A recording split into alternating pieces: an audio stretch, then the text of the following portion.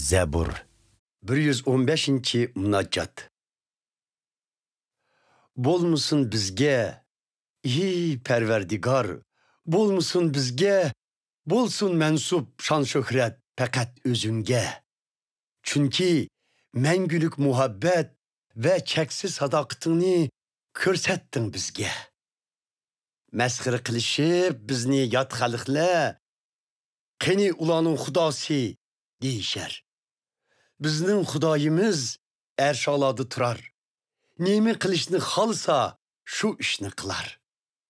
Yot xalqlarning ilohlari oltin kumush buttur faqat ularni inson o'z qo'lida qildi ijod.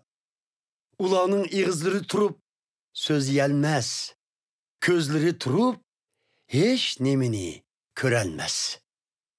Quloqlari tursimu anglayolmas. Burni turibmu hech nimani puriyolmas.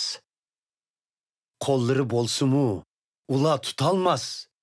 Putlari bo'lsimu mang'almas. Kanoylaridan ovoz chiqara olmas.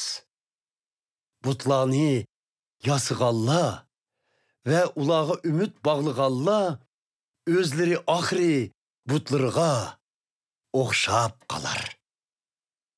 Ey İsrail evlatları, tayınınla igimizge, u yülençük kalkandır silege.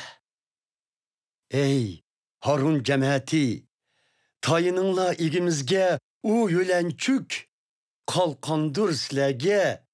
Ey Perverdigarga ixlası barla, tayınınla igimizge. U yülençük kalkandır silege.